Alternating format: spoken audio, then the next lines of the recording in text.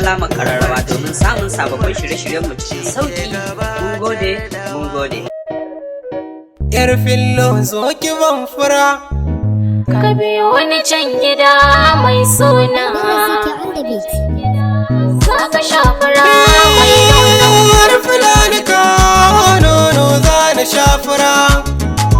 Na yi tanadin sada ma kai nake jira.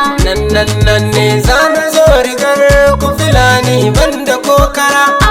A kowa taɓa ka mai ƙaunata zai shige tara. Na ware lokacin soyayya ta da ni da ke.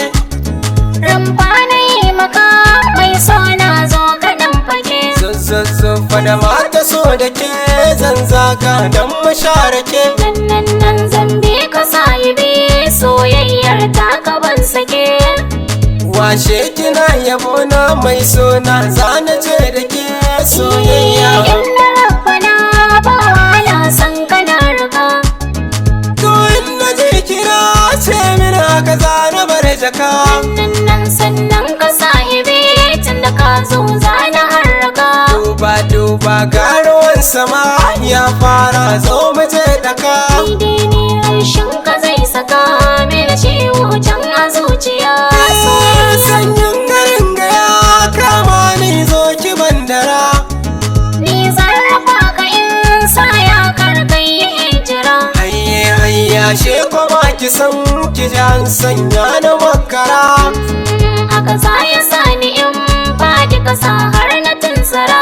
Lalla haka ba ta faruwa mai sona don kina da ni soyayya. Ingo hannu saka mini zoben so zana baka bayani. Ingo karɓa ki sashi hannun dama lallaba ki biyo ni. Alƙawar kan yi min ko na yi maka lafi karkace ka guje ni. Na karkice haka kin jabar kaunata zauna ki jira ni. Na yi nisa a san kai na da girma ƙoramar ka sakani. Zana sanya ki raina babu suma.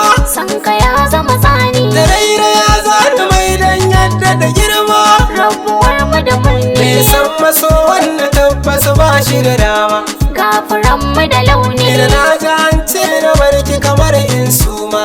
Rayuwa mai muni. Zo mu koma rigar kuma bar yan gurma.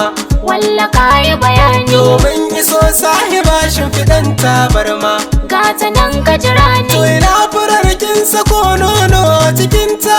Gata nan kai har kin darmo kai kaɗai na yiwa.